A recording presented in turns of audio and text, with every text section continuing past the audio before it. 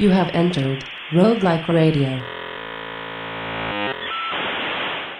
Hello and welcome to Roguelike Radio. This is episode 104, where we talk about narrative design in roguelikes. Talking in this episode we have... I'm Tanya. I'm the captain of Kit Fox Games, and we're currently working on Moon Hunters, a game about building your own mythology in an ancient world. I'm Mark Johnson. I'm the dev of Ultima Ratio Regum, and I'm also a games researcher. I'm David. I led the team that did the game King of Dragon Pass, which was a storytelling strategy game, and I'm currently working on its successor, which is called 6 Ages. And I'm Darren Grey. I did a huge amount of writing for Tales of Magial, or Tome 4 as it's called, and have also done some of my own narrative-based games like Broken Bottle. So, narrative design in roguelikes. It should be noted that anyone who's played a lot of roguelikes will realise that one element of narrative design in roguelikes is that you actually don't need to do it at all. The original Rogue had a fairly basic plot of go and fetch the Amulet of Yendor. It had enemies and items and a setting and so on that was fairly generic fantasy, and quite a few other roguelikes have gone exactly the same route, using bare bones story, and certainly not attempting any sort of procedural narrative or kind of built up narrative based on how the player plays and based on the choices that they have. No kind of interactive narrative there. But there have in more recent years been more attempts at this, and some roguelikes that try to do this more as the primary focus, and some non-roguelikes venturing into this territory of what I find interesting of kind of procedural narratives and procedural story and dialogue and so on. David, you are pretty famous for King of Dragon's Pass, which was kind of ahead of its time game. Do you want to describe it a little bit for anyone that perhaps hasn't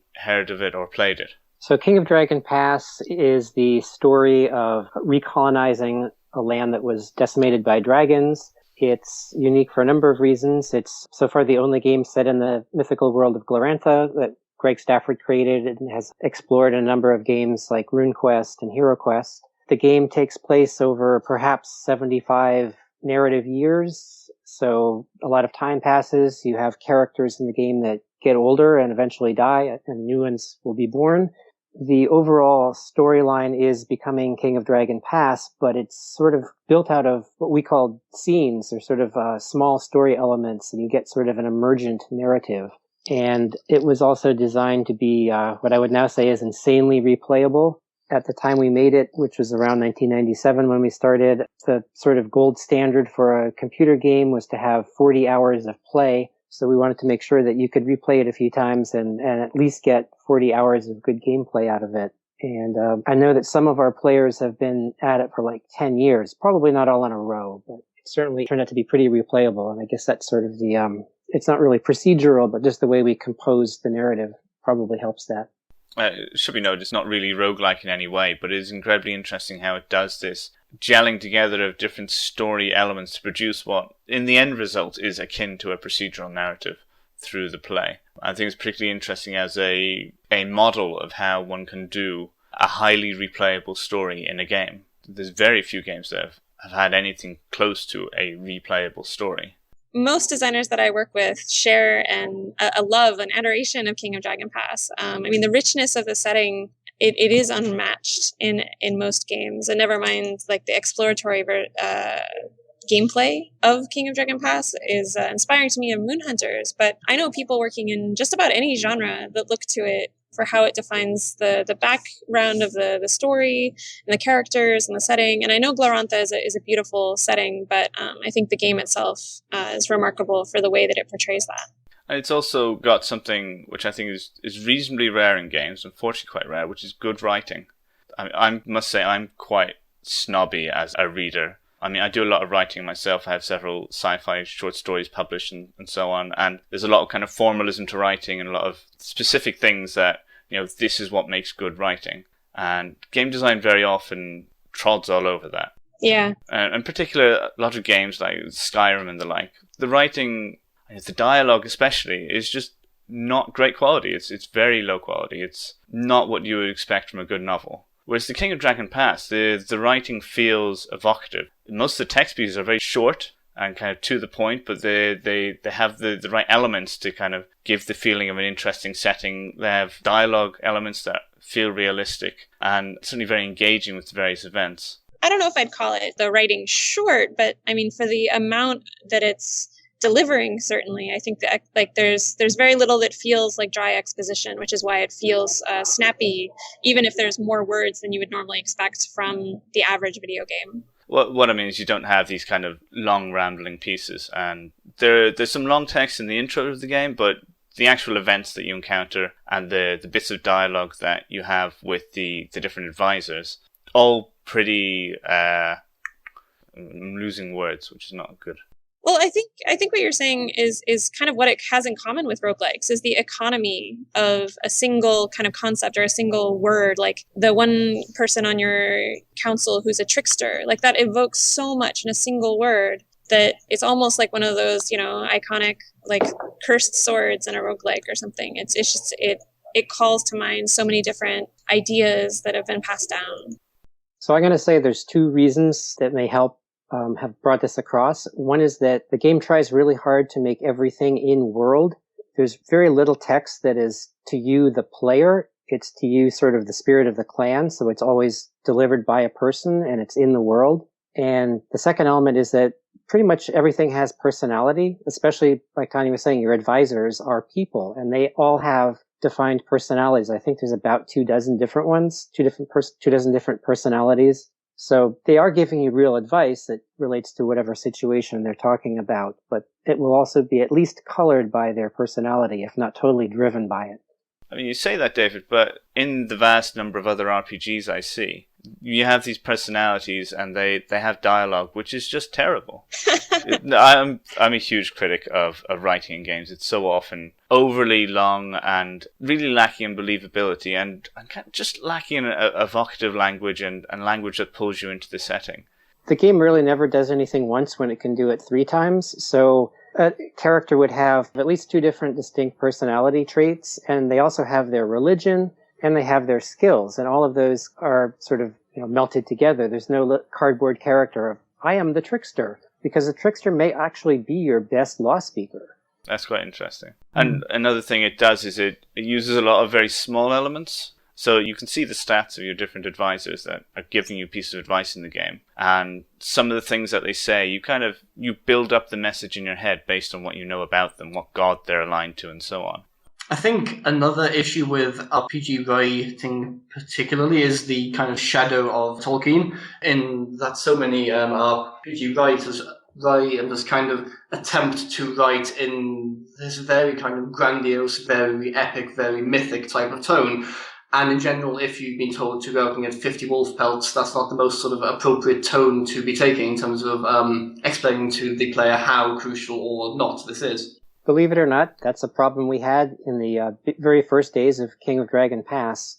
We have what we call the saga, and I think Robin Laws, who's my main writer and wrote like 95% of the text probably, his exposure to saga was probably those free Dover versions that were all translated like 100 years ago, and they were terrible language, basically. So he was trying to copy that really archaic, stilted language, and we quickly put an end to that and made it read naturally.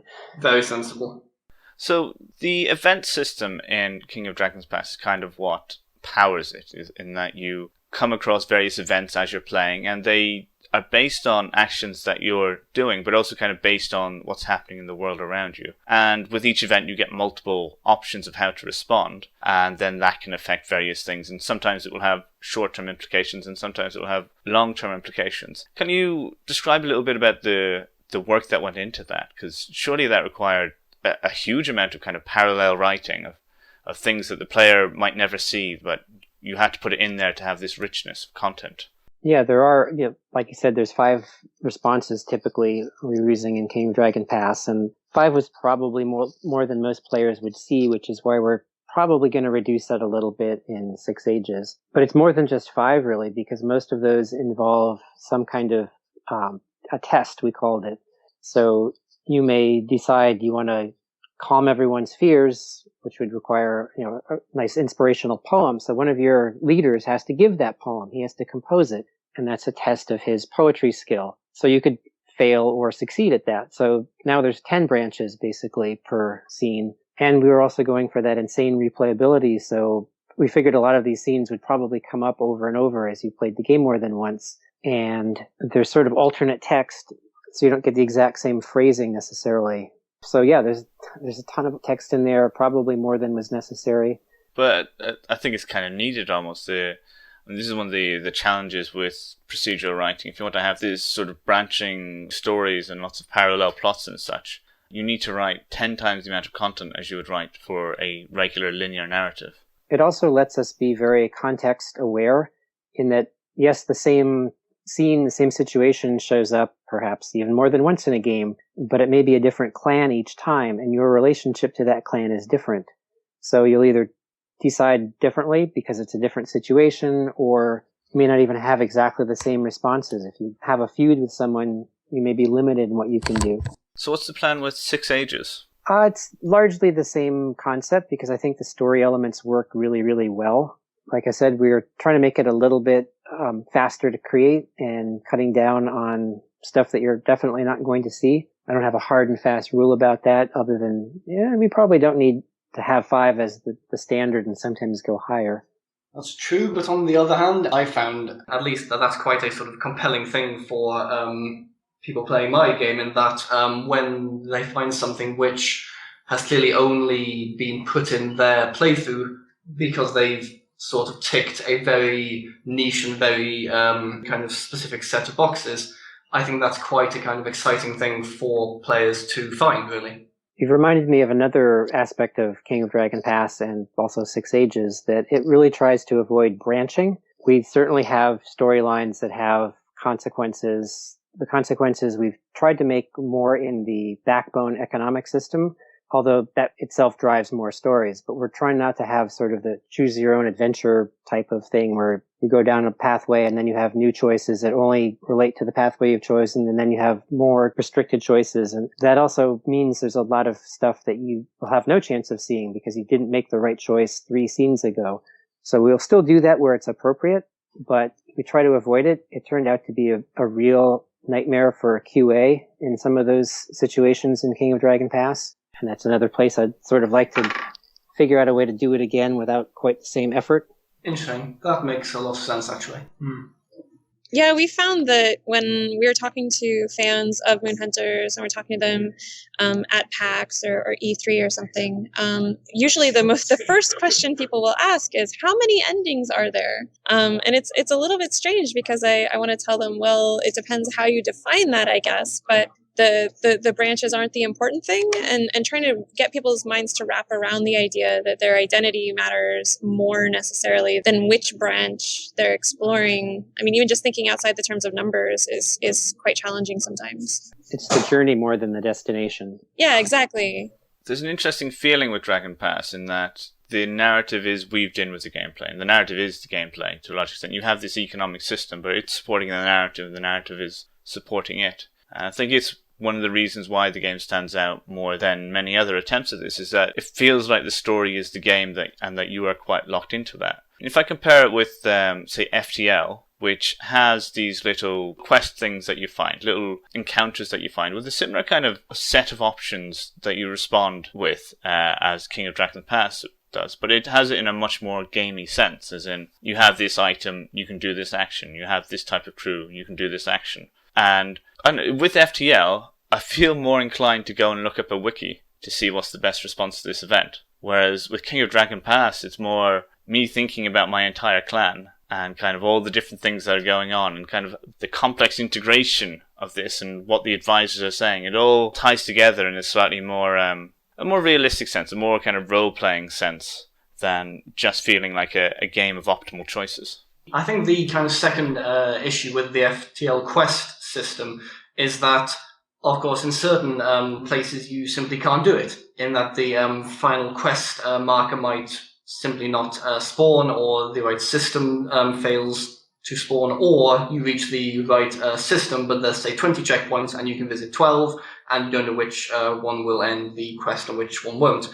And so when that kind of thing takes place, it's no longer a sort of procedural story, but then it's more just a coin flip of, do you get lucky and get the right kind of ending, or do you just not, and then you just can't complete the quest at all. Well, I think another part of it is that coin flip feels so essential to every moment in FTL. And this is Definitely. maybe where we start talking about the difference between like King of Dragon Pass. I think the context lets you enjoy your choices more because it's a longer experience, but also it's just not a punishing permadeath experience. Like if I felt like the choices in King of Dragon Pass were going to immediately result in my death, then maybe I'd also be more likely to look at the wiki. Even if it's really well written, I would feel more like there's pressure for me to perform perfectly instead of having this kind of forgiveness and this kind of narrative space to be able to explore how I want to respond to something.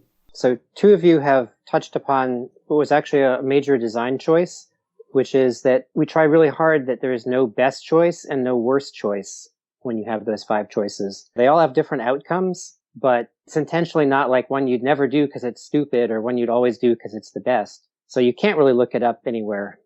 Well, I mean, I think if I were to write a super wiki of King of Dragon Pass, I would still have like, you know, if you're going for this kind of win, then in this case, you should probably try to pursue this kind of thing. Like there's still strategic fits versus strategic bad fits. But in Moonhunters, we're doing a similar, like it depends what you're going for, what the best option for you is, rather than in FTL where some are clearly just the bad choice.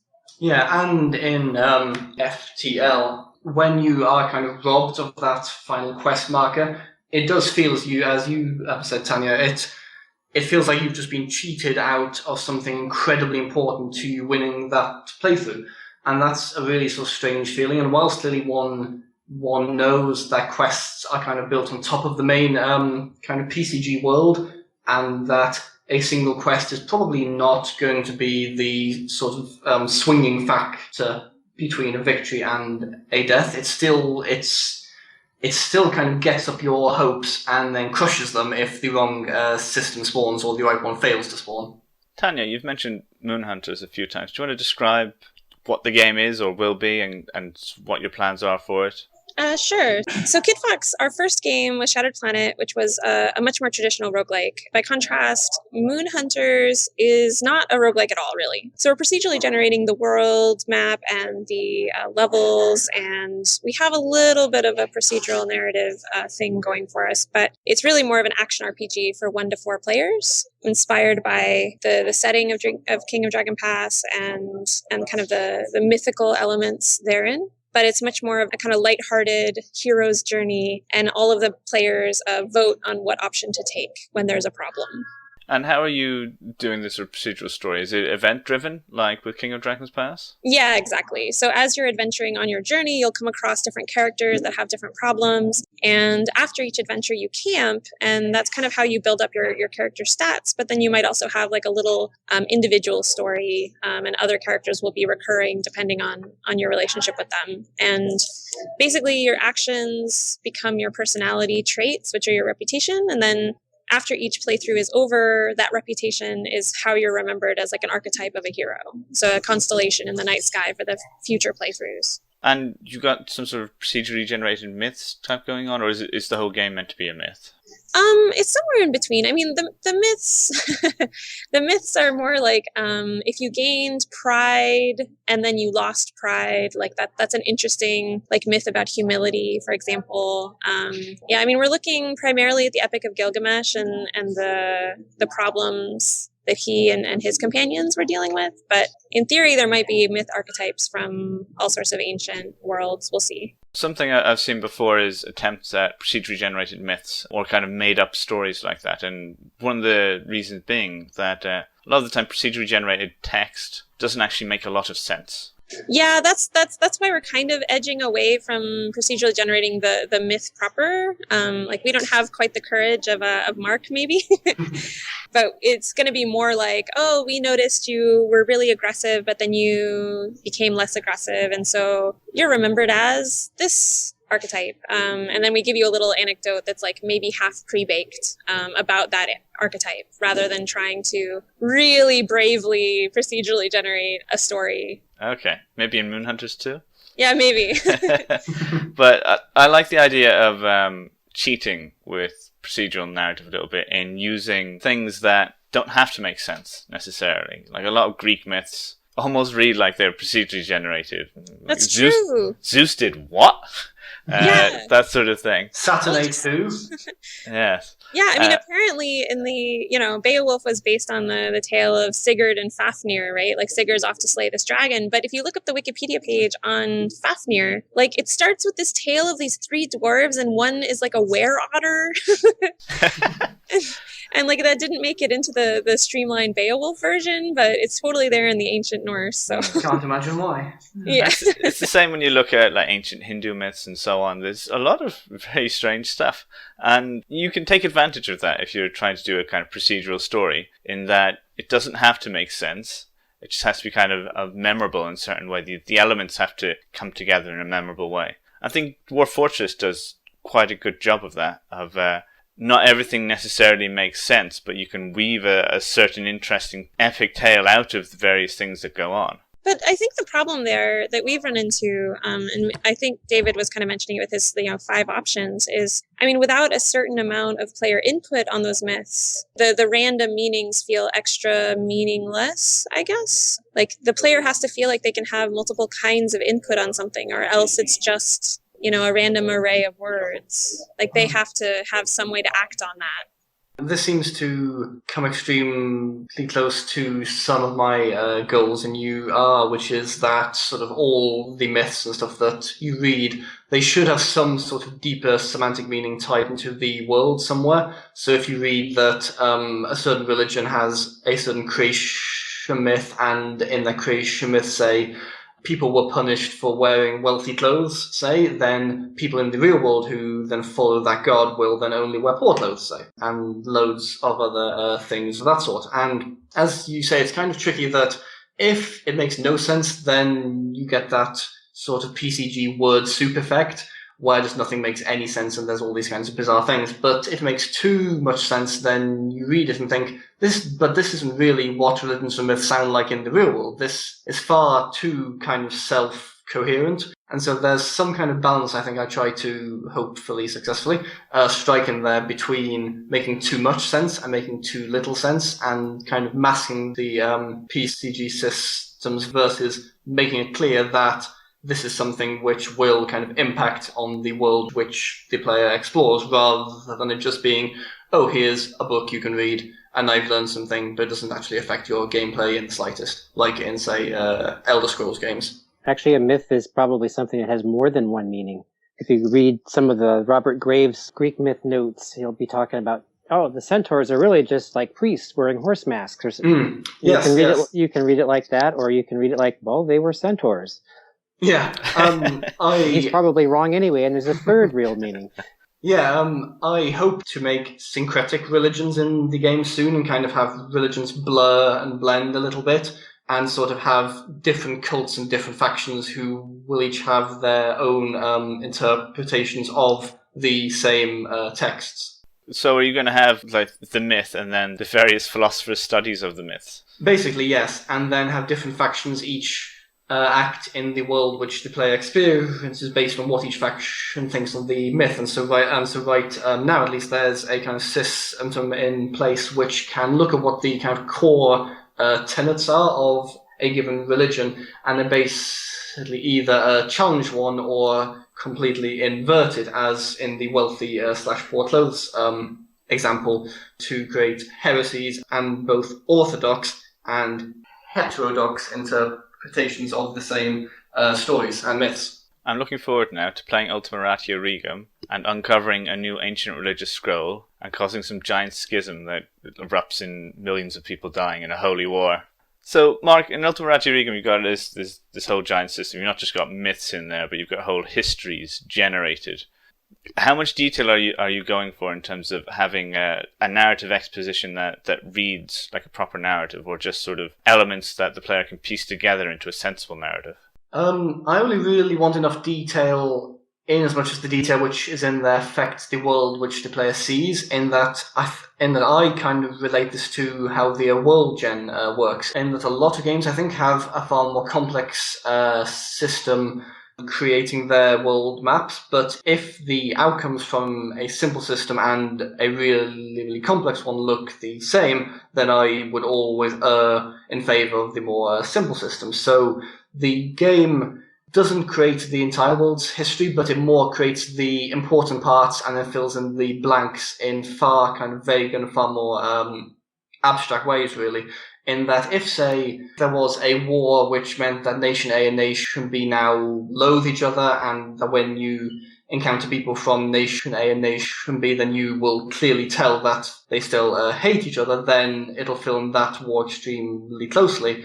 But if it's something which is just more of kind of political business as usual, it'll just sort of gloss over it, unless something in that normal business will then matter to the player, in which case it sort of zooms in on that thing and then really fills out that single detail and then zooms back out to the more kind of macro scale. So my hope, at least, is that when the player reads any piece of writing in the game, or reads a whole book, or looks at a painting, or talks to someone, that nothing the player is then told should be just background stuff. Every single little piece of nugget of info should have some kind of broader meaning in the world, hopefully. Hopefully. And one of the big things you're planning is kind of what you described before as the manipulation of history by the player, or the reinterpretation of history. Yes, partly as a kind of core gameplay system where you can affect what the sort of established historical record is, but also, and this is slightly inspired by a few of the talks we had at IRDC, in that I'm thinking of doing some slightly weirder death systems, maybe. So something like, say, if the player is no longer written about in any book in the entire world, then the player dies, say. Or if the player's family is written out, then the player dies. Or something like that, and I think that could be rather more intriguing than the standard "you have no health, so you are dead" system. That's really cool. Yeah. Thank you. And I mean, one of the things you've talked about before, Mark, and I'm sure you've mentioned this on the show, is the idea that if you rewrite history, the world will change to adapt to what that new history is. And one of the things I love about this is that there'll be kind of a butterfly effect thing to this, of you write someone else out of history 2 generations ago, and it will cause wide-scale effects that are perhaps unpredicted. But once you go back and look, you can actually see the knock-on effects from that. Exactly that. And there's a kind of tricky balance there, in that if the knock-on is too kind of strong, then it's hard to be skillful. It's hard to see, okay, if I do X, then Y will take place. But if you know exactly, then it's kind of much less exciting, really. So there's some kind of middle ground in there I think I'll need to find in the coming year, really, when I start to build in this system. There's some kind of middle ground there between making it extremely clear what will take place if you, say, wipe out a certain person from the record, versus making it completely seemingly random, or rather making it so complex that it seems random anyway. So is this more like a propaganda simulator, or more of a kind of philosophical simulator, maybe, of what people believe the world to be is what the world is, I suppose. Sounds like another game I wanted to do. I must admit, yeah, I thought of doing similar things before in the past, but the scale of the work required was always beyond me. One thing I thought about, actually, if I was doing something like that, would be to have chaos butterflies in the game, and the more you kill, the more predictable the changes in history become. That's a nice idea. I guess I could have some kind of scale so that the bigger the change you try to make, the less you can predict it. So there's a kind of trade-off there of, do you sort of make really careful sort of precision changes, but they don't change much, or make kind of broader changes which will change a lot of what you want, but will also have sort of knock-on issues which you maybe can't fully predict. I certainly like the idea of being able to piece together what happened, and even if something unpredictable happened, you then go back and you see what kind of the domino effect was that produced that. And in a way, to me, it's interesting as sort of interactive procedural narrative, in that you're thinking about how the whole system works in a sort of procedural sense, and getting your hands dirty with the mechanics of the game like that. And I think that's part of what's weird about making a procedural narrative, especially when you're talking to roguelike players who are used to, what they're interested in the procedural part is kind of this completely predictable set of effects from their actions where they're like, okay, now that I know that this sword has this effect, if I do this thing, then it definitely will have this impulse or this effect on this creature. And like later when they look back through their logs, they can see exactly what they did that caused certain results. Whereas I think in a well-told story, certain parts of it are left to emotional logic. Like this character, if it's well defined, you can say why this character responded to this way in this action, but it's not necessarily, +3 to strength that made you able to overcome the more hit points or something like that. It's like, oh, well, this was a more compassionate person who took pity on someone who was suffering. You know what I mean? Yeah, definitely. This is sort of quite close to something I'll be speaking on at GDC Europe in a few weeks about sort of how much should players be able to see how the game's systems work, basically. In that, should it be kind of fully transparent, or should there be some sort of vagueness or some obfuscation in there? And I think you're right in that it's down more to what type of game and what type of experience you want the player to have, in that if it is a game where if you make a single error, you die, then you need to know exactly how much damage every hit does, exactly how many turns you have until something happens, and so on and so on. Whereas if it is more to do with stories and conversations and kind of longer strategic choices, I guess, for lack of a better term, I think in that case it's less important for it to be kind of blindingly obvious to the player. Yeah, I mean, I think the core conflict in a procedural narrative is that players, a certain kind of player at least, inherently wants to know the bare bones, and yet they also want to be fooled by the illusion.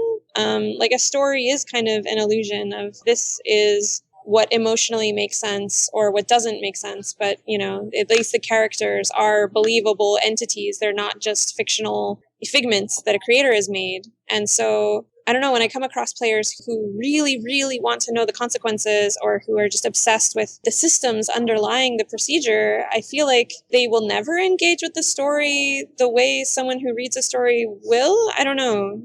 We were going after so much immersion that King of Dragon Pass is probably one of the more opaque games out there. We tried to make everything that you would learn be what someone in the world would know, and you don't know numbers. I mean, you know your number of cows, so we always tried to show that. Yeah, exactly. But like someone obsessing over knowing like exactly how many points of friendship that I have with this character, I feel like they're going to be dissatisfied with King of Dragon Pass, and maybe they would never be satisfied with a story at all. I think there's an interesting parallel with movies in that there's the old statement in movies is that if you're kind of picking holes in the plot, pointing out unrealistic things and so on, then the movie just hasn't swept away your disbelief enough. There's no such thing as a fully realistic movie. There's just a movie that's good enough to make you stop realizing it's a movie for a while. And that's the big challenge in games as well. And I think gamers, especially when they're used to games that don't try to sweep them away, that are entirely numbers, it's harder for them to adjust their head into the idea that they don't have to think about that, or they shouldn't be thinking about that, and that there's more to the game than just the bare bones of the interactions. We always say King of Dragon Pass is really a role-playing game, but not in the sense that computer games are, because you really have to play as if you are an Orlanthe. You get in that mindset. There's no other game I have played in which I actually play a role as much as in King of Dragon Pass, where I'm thinking like I was in that position, as it were. Because it's all so vague. It feels so vague it's real, because in the real world we just don't have these definite ideas of things. It's actually an area we're trying to change a little bit in 6 Ages to try to basically explain when what happened was a dice roll or not, trying to figure out ways to do that within, again, keeping the narrative that someone in the world would say, this is, the gods are against us, that's why we lost. Well, it's sometimes wondering, King of Dragon Pass, you'd lose a battle after doing what you thought would be like everything, you went all in sort of thing. And thinking, did I just not sacrifice enough to the war god? Did the war god really hate me this turn? And maybe it was just a dice roll, but I always felt like the gods were against me sometimes. It could be all of those, really. There's just zillions of factors that go into it. And honestly, these are very small numbers of people in the battles, and they can really go anywhere. It's probably more realistic the way it is my suspicion. because they're so small. Little, it's almost like that butterfly. Someone gets distracted by the butterfly flying by, and you lose the battle. If you have 1,000 size units, it's going to be a lot more mechanical and predictable, I suspect. And there's lots of examples in history of in the Napoleonic Wars, famously at Waterloo, Napoleon got his artillery stuck in the mud, and it was just the fact that it had rained a few days before that he lost the battle with superior firepower, and can't always predict that sort of thing. Yeah, the incident with the Persians trying to hunt down the Scythians, and all of a sudden a rabbit runs by and they all tear off after it, because hunting is far more important than fighting these dumb Persians. And that's when the Persian king decides, there's no way I can beat these guys, I'm just going home. We talked about FTL earlier and obviously criticised it for not quite having as smooth and believable and engaging a story. But it is worth noting, of course, that what we've been talking about here is the absolute pinnacle and dream of trying to have these really perfect systems. Oh yeah, definitely. It's very difficult, and FTL obviously took shortcuts, but actually, in my opinion, has some of the best writing I've read in a lot of games in terms of its event text is very well written. And I've seen mods and stuff of FTL that try and add in extra events, and you spot the mod text sticking out like a sore thumb because it's just not as well written. And it does a nice thing of giving a background to the world, which is another way of approaching narrative in games, is trying to engage the player in a sort of an interactive world that they live in. And FTL does a really good job of kind of making it not clear if you're good or bad. Making it sort of slightly vague all over. And having spoken to the designers, that was a deliberate thing. In fact, they hired a writer on to do these events, and some of the writing text they turned back because they said, it's pointing too much to the player as a hero or the player as a villain. It needs to be vaguer. That's really interesting. And I think its event system, while it's not perfect, it's very practical and it works very well. It's pretty suitable for a lot of roguelikes where, it is down to repetition. You don't want to be constantly reading bits of text. You have them in little samples in between other types of gameplay, and they can help build up this world around you. And your choices in this can maybe reflect a little narrative you're building in your head. Although I always love what I see as the player's journey in FTL. We talk about the hero's journey in narrative in general, in fiction.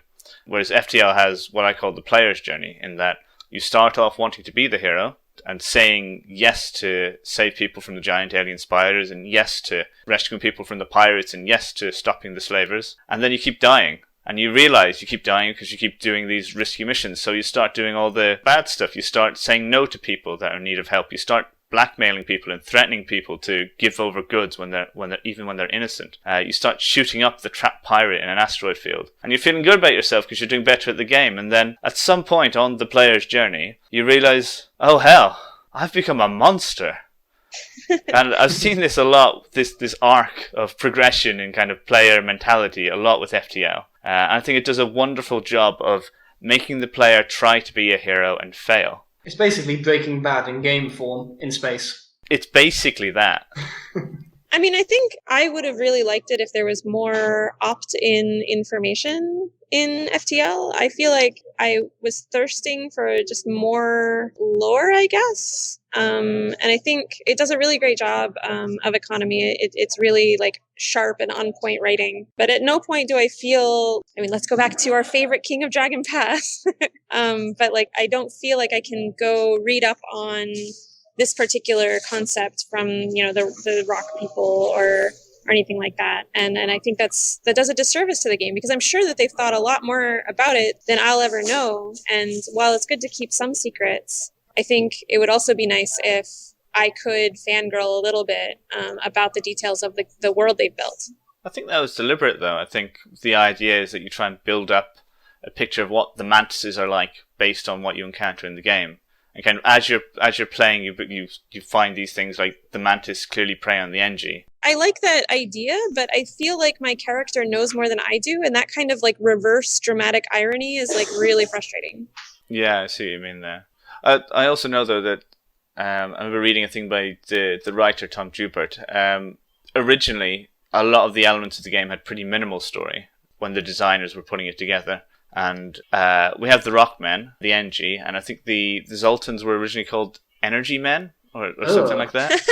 And one thing Tom Jubert did was to try and just add a little bit more flavour to these things. Zoltan sounds quite a lot better than Energy Men. But yeah, I think you can do a lot with little touches that make people invent stories around them. Definitely. No, I mean, clearly FTL did not need anyone's help in building a successful game world. I feel like if you're looking for a procedural narrative, I mean, it might have clicked better with more people, like the overall story and plot and the characters, if there had been a way for player types who are interested in that kind of information to get more, that's all. Because that was one of the things I really loved about King of Dragon Pass, is that in my, second or third playthrough, I could start actually reading the myths and really start thinking about what that means to the people. I didn't just have little snippets of events. Yeah, there is the other way of approaching adding kind of narrative to your game is having big pieces of lore attached or big pieces of backstory attached, so that the player isn't necessarily encountering a sort of narrative as they play, but they're aware of a greater narrative to the game. That's something when I was writing for Tales of Magial, I tried to do, based on kind of the Baldur's Gate style games, and Skyrim and Morrowind and all do this too, where you're going through the world and you find these pieces of text and they give you this whole backstory to the world. And certainly in the case of Morrowind and Skyrim, a lot of those stories are actually much more interesting than the story that you go through in the game. But for those that don't know, Tome started off as Tales of Middle-earth, and then Dark God wanted to change over to original settings so he could commercialize it, and so invented the idea of a new setting based in an imaginary world called Aal. And then I got on board and helped him kind of write up a whole history to this, some of which you can see in the game, some of which is just hinted at in the game, but then including lots of these pages of text. And they're not the perfect way of story exposition, having a big block of text in a game, but a lot of people like having this kind of chunky amount of text that they can dig their teeth into in between adventures in the game. I was curious about Six Ages, David. I mean, I assume it's not Glorantha this time, or do you think you'll miss having that kind of like backlog of resources? It is Glorantha, and yeah, the backlog of awesome! resources it makes it a heck of a lot easier. I mean, I don't have to hire someone just to write backstory, Is that license expensive? It's not, actually. They're quite reasonable to work with, too, which is also unusual in a licensed person. Interesting. I think we know well. You go. Yeah, my next game. I mean, I already have the encyclopedia tomes, so I'm going to do this. But yeah, if you have some existing setting, whether it's the real world or something deep enough, you could do a Middle-earth. That probably is too expensive, and I think the heirs are hard to work with, but you'd have a ton of background there. There's also lots of free backgrounds to work with, all the Lovecraft stuff, the Conan stuff, that's all free IP. Sherlock is another famous free one. And there's a lot of old myths of kind of Dracula and Frankenstein and so on. I call them myths. They've become essentially myths in our modern culture. Yeah, I mean, I think this is a whole different topic, I guess, but like an IP that's recognizable, like I wouldn't want to buy the license. I would specifically not want most of my players to feel like they have to know the Glorantha IP. Like that would be a bad marketing strategy. But just having that richness as a designer and a writer, it feels like it's worth a lot. Well, we sold a lot more copies of the game than they have of like the Guide to Glorantha. So I think it's really almost the other way around, that more people know of Glorantha because they experienced it in King of Dragon Pass than as a tabletop dice role-playing game. Yeah, that's why I bought the guide, to be honest. I must say, on the subject of RPGs, I would really like to see a roguelike based on Paranoia. For those that don't know, Paranoia is a wonderful RPG system set up in a dystopia where a computer kind of controls the characters and tells you to go off on missions. And you can die, and then your clone takes over from you. And you'll go through many clones in the course of an adventure. And it just seems perfectly set up for a roguelike because you die a lot. There's also the achievement of can you die before leaving the briefing room? Yeah. I think you could probably mod invisible ink to fit that. True. Tanya, you talk about characters in your game, which I think is one important aspect of doing an interesting narrative and something that traditional roguelikes would really struggle at. In that a lot of our association with a good story comes from having good characters and good character-driven events in a game. How have you approached this with Moonhunters? So originally we were looking at having a personality type system like King of Dragon Pass. We have since reverted to much more of a per character. Each character is kind of hand-built, but then they respond to you based on a whole variety of things that they care about, whether they're looking for, recent heroic deeds you've done or personality, like reputations that you've been earning. But for example, the calf mother in the mountain tribe, she has a particular interest in like compassionate heroes because she's struggling with something in her personal life. And so if you're not compassionate, you might get a hint that that's something she's worried about right now, is like, what is the value of being a kind person? Versus some other characters have other responses. They might not even talk to you if you're, of a particular reputation, or they might have an interest in heroes who have done certain things. Interesting. Maybe this is just indicative of the game I'm creating rather than a kind of broader feeling, but I'm slightly sort of put in mind of the Eisenstein quote about we must destroy protagonists or something like that. And I'm always slightly put in mind of games like, say, Dark Souls, where the player is so sort of minor and so almost irrelevant compared to the world. And it's this quite kind of nice reversal of the player starts out as random peasant and then saves the world, fixes the war, saves the royalty, fights the dragons, defeats the blah, blah. And at least something I think I'm going to try and do is to sort of tone down the importance of specific people and tone up a little bit more how crucial the world is and the kind of broader sort of structural issues at play. But maybe that is something which would only fit in the kind of game I'm making. But on a broader sort of scale, I think there's something to be said for this sort of inversion / undermining of the kind of classic character-focused gameplay, even if the player is still playing as a single character. There's also, this isn't really a spoiler because I won't tell you what novel, but there's one where they all go off and save the world, and at the end, like, no one really cares or can tell.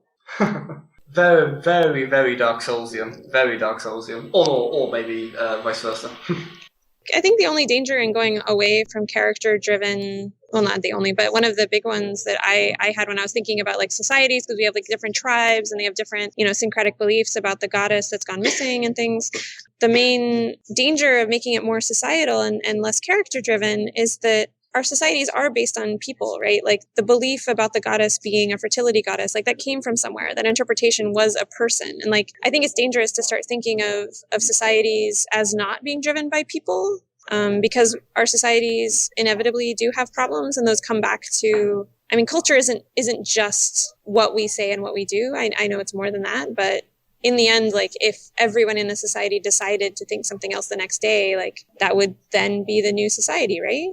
I'm in complete agreement, for the most part, he says, which is a slightly oxymoronic sentence. I mostly agree with that, but I'm inclined to say that the kind of great person theory of history, I'm inclined to say, and I am kind of speaking to my academic background a bit here, but I think it is very...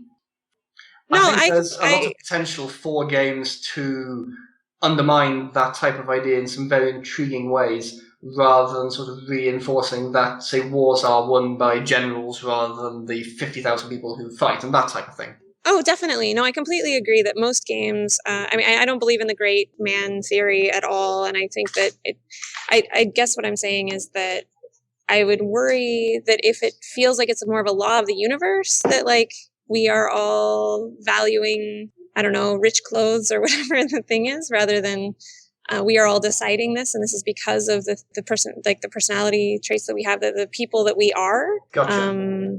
But I guess it's not really a danger because almost all games are about, the great man reduction, basically. So it's probably not a problem.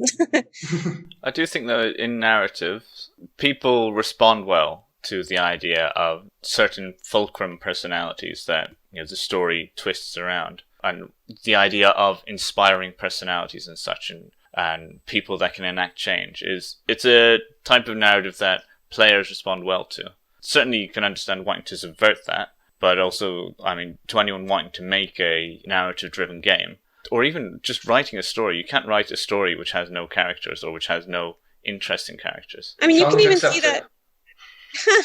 Sorry, what was that? I said, challenge accepted.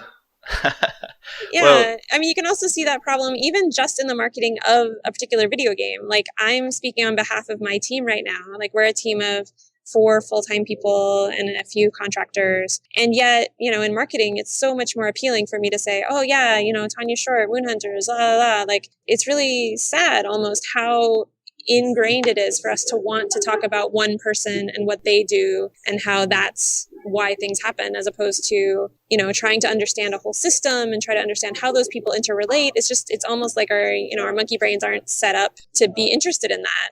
Steve Jobs did not make my iPhone? Oh my god! He's personally sat down and chipped out every little curve and put in every chip himself. Fact.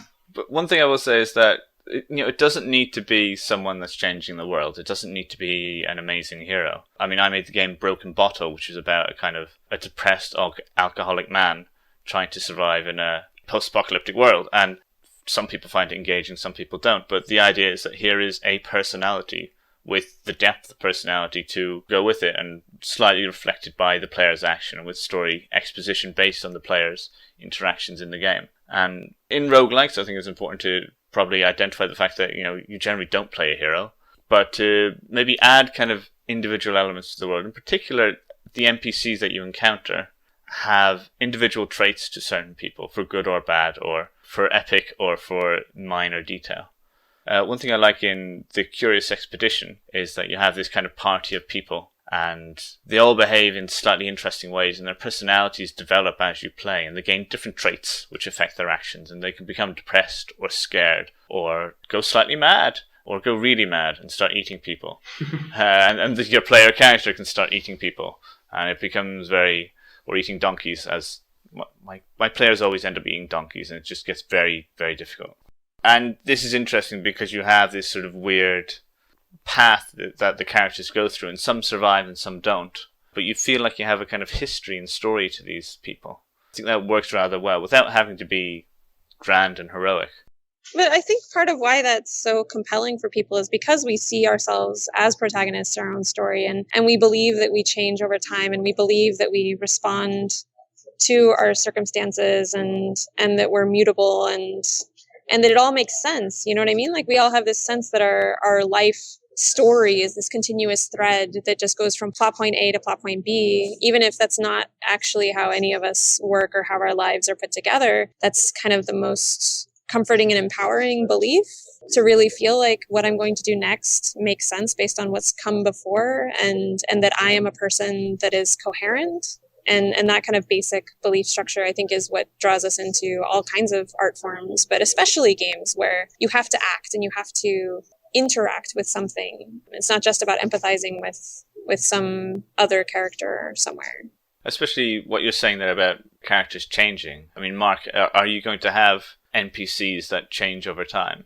I think it's tricky to say whether I want to go for something more like the Skyrim model, where each person you meet is either a quest person or a trader or a soldier or something, or the BioWare model, where clearly each person's far more fleshed out, but I couldn't do that for each PCG person in the game. So yeah, people will change, but more it will be that the people in a given post change. So the change within a given person, I think, will matter less than the death of one pope, say, and then the ascendancy of the next pope.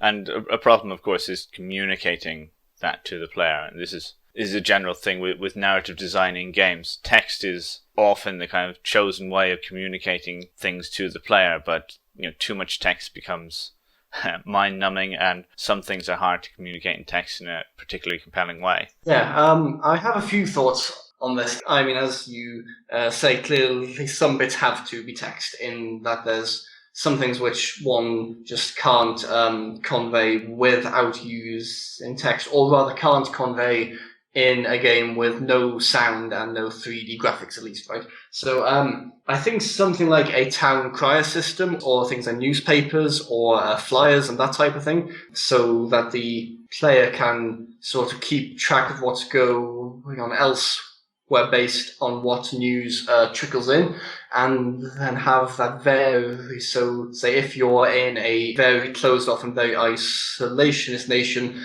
then you get extremely little news, and if you're in a sort of massive global empire, then you get loads of news, and then there's a spectrum in there somewhere as well. But also, I think I want to try and convey a lot without text. So a lot will be conveyed in things like the demographics of people who you see in the street, say, or a certain painting that's hung of a certain event, or things like that. And it's hard to think of too many things where you can kind of get the sort of background texture of the world doing some of the storytelling for you.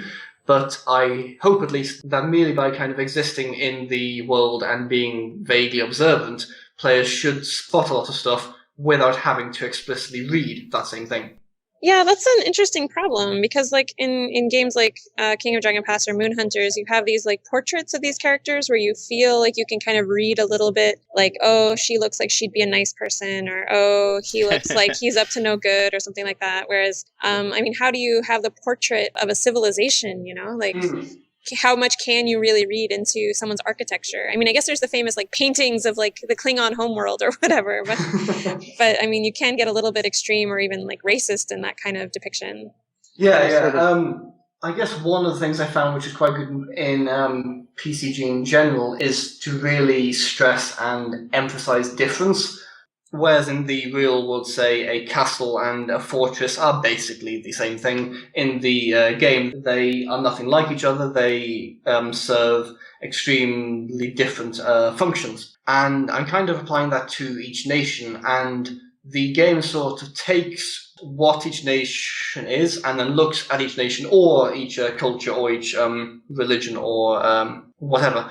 And it looks at that instance against all the others in the game and then sort of sees what is noteworthy about that one and then tries to kind of make that stronger and stress that sort of one or two or three weird and noteworthy things more. So if when the game creates a nation, it makes a nation who are very inward looking and are viewed by other nations as a kind of nation of sort of decadent aesthetes, then maybe that will be kind of played up more by the game's systems and by the people who you talk to, and they will either insult that nation for those reasons or compliment that nation for those same reasons.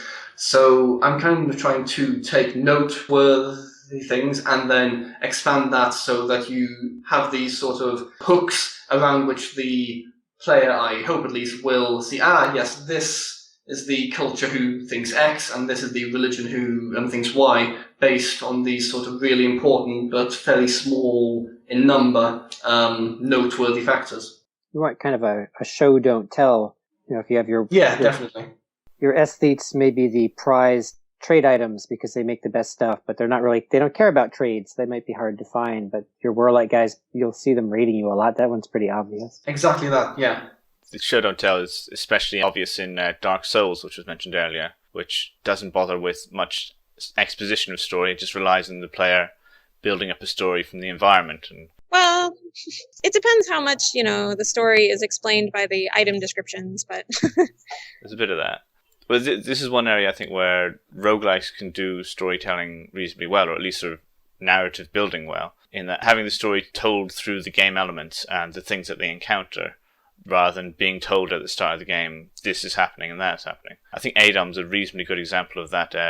Adom starts off as looking like a kind of normal adventure, but you see traces in the quests and the monsters you encounter of what's called corruption. And the more you go into the game, the more you find these corrupting elements, and the deeper you go, the more you find these strange mutant monsters. And there's a whole story arising out of that, which is never, or at least very rarely, given to you straight as this is the story of what's happening. And you get the feel that this is part of the world, and it's part of the gameplay too, because the corruption in the game is a big game mechanic, and the deeper you go, the more you get corrupted. And certainly a lot of other games like Frozen Depths and such take the theme of the game and put that into their items and so on, and try to make the story based on what you find rather than based on what you read. Yeah, it is much trickier to do without a doubt, and partly I think that's just since I think a lot of people have kind of become conditioned to look for things in the game which are crucial if they flash, or if the HUD changes colour, or if they stand out, or if they are kind of clearly not sort of background data. And whilst that is useful in lots of games, clearly, I think that's taught people to an extent to sort of treat most of the game world as just nice looking backdrop, but not important backdrop. And I think, at least in my work, if I can convey a huge amount of data, I hope, through just walking around, then that would be a real kind of coup, I think. Hopefully. It depends on how observant players are. Yeah, I do expect a lot of, what am I doing? Why are there no flashing quest markers? Where's the quest log? Help me! Crisis breakdown. I think that will probably happen, but if it does, then that will be kind of quite informative, I think, in its own right, about how clear or not clear it is what precisely you are actually doing. Yeah, your problem will be you've got such an open world that you can feel directionless. Yeah, definitely. But hopefully, and I said hopefully many times in this episode, I fully realise this. But I hope that rather than a food clock, there's no food in the game at all, but rather it's not completely set in stone yet, but it will be something along the lines of your history being wiped as time goes by, or your nations, or your houses, or something of that sort. And I think if I can make that strict enough, then it will give a kind of focus to, I can't just wander, I can't just dither around, I need to kind of carefully and intelligently choose which parts of this huge world to look at, and which parts to just ignore, really. I think a good way to start your game is to keep the player in a small section of a city and have an element of the overarching gameplay in a smaller environment.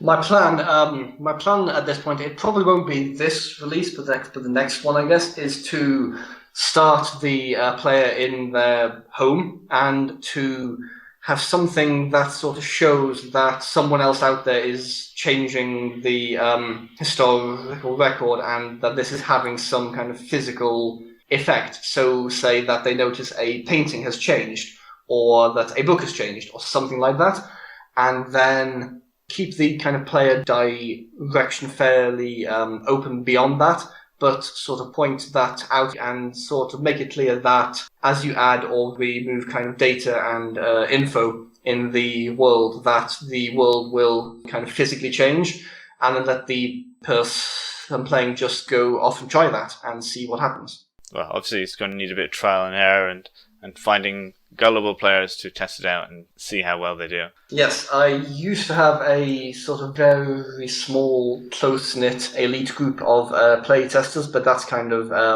disintegrated a bit over the last few months. So I expect I will put out some kind of call once I'm a few versions further for closed play testing. Or, on the other hand, I might stick with what I'm doing now of just release it and see what people say, which is kind of more elegant, I think. Certainly easier. And much, much easier. Yes, definitely.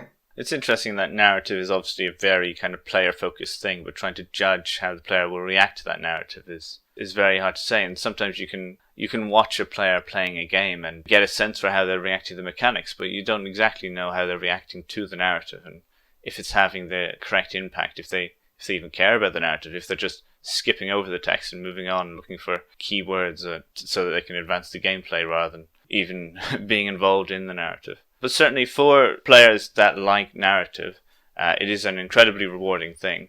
And the idea of a replayable narrative, or a narrative that you can enjoy more than once and kind of maybe see new layers of each time, or maybe have a just entirely different narrative each time, or even just crafting your own adventure within a narrative that you enjoy, within a world that you enjoy, is a very evocative and powerful experience. One thing in that kind of direction, and this is quite close to what you said, Tanya, about the constellations which form at the end of the game, is that one idea I had is that whether the player wins or loses, that the player's story is then made into a short story and then placed in future worlds which the player plays. And since each story will tell of a world which the player is not in at that point, it sort of won't give kind of exact info of go here, do this, read this, meet with this person, so on and so on. But I hope it'll kind of foster more sort of meta level skills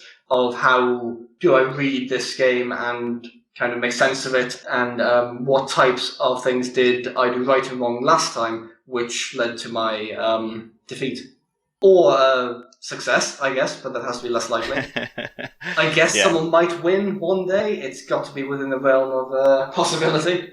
Or maybe winning isn't really the object. Winning is always the object. Always. Okay. Whoa. No, I kid.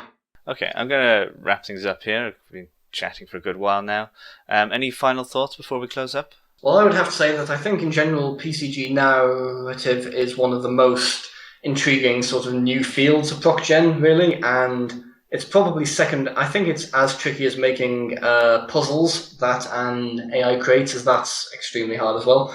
But I think if we give it, say, 5 or 10 years, I think we will see a lot of games which do more than the models which we talked over prior, and will do more things like letting the player create narratives or having a kind of massive possibility space for what types of stories can be told within the game, and in turn making sure that these aren't just background, but that they either matter or, in my case, that they are the game, so to speak.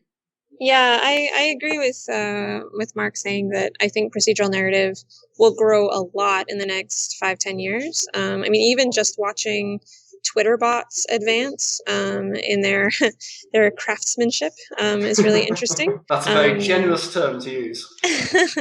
There are some pretty beautiful Twitter bots out there, and I mean, I think it's not like any game designers will ever be replaced, but I think that having that in your toolbox as a writer of games will be really important. And I think all interactive designers and writers need to be thinking about what it is that makes a character alive, even if you can't predict exactly what they'll say in any given moment. So I think it's fascinating as a designer. And I almost wish I wasn't making a game, because some of the stuff you guys have been talking about kind of wants me to go off and make a different game. That's how it always is. It is. Well, once you're finished with 6 Ages, 7 Ages can be a different sort of game. Yeah, is there going to be a Kickstarter or anything? It's always a possibility, but I've seen too many things almost get pulled down by Kickstarter. You can almost do too well, and that causes its own problems. So you can do too poorly, and that's bad, or you have stretch goals that you never should have agreed to, but you got so caught up in the moment. Yeah, stretch goals are the death of Kickstarter games. FTL, we talked about earlier, FTL didn't bother with stretch goals, but what they did do is, with all the extra money that they made, they released a free expansion pack after the game was released. But yeah, the number of games I've seen that get killed because they add some sort of networking support or multiplayer support as a stretch goal. That was actually the stretch goal of King of Dragon Pass. If a publisher had ever funded it, we kept saying, we'll add multiplayer, if but it would have been terrible. Yeah, I can see that breaking the game apart. I mean, I mostly ask just because I'd like to subscribe to like a mailing list or something to get your dev blogs like in my inbox. I mean, if anybody's interested in Moonhunters, moonhuntersgame.com has a sign up, but I'm looking at 6ages.com and then looking at the blog spot, and I don't see a mailing list. I want to be on the mailing list. I guess it's more the Twitter feed right now. Yep, I'm following you now. At 6ages. We will link that below in the blog post. But yeah, looking forward to 6 Ages. I mean, Kickstarter can be a very positive thing for building up an initial community if you're careful about it and not over-promise. But yeah, it can certainly be a positive thing for getting that initial burst for a game. But yeah, I'm much better at making games than marketing them. So yeah, maybe a mailing list would be good. Okay, we're going to wrap up here. Thank you all for listening. If you got any thoughts on this or any examples that you think are particularly good of narrative in games relating to roguelikes, and post below. I would like to hear your thoughts. But that's all for this week. Next week, I'm not sure what we're doing. I'd like to try and get the Curious Expedition guys on at some point to talk about exploration in games. So keep an eye out for something like that. But for now, that's it. Thank you and good night. Good night. Bye. The show has collapsed. Would you like your podcasts identified?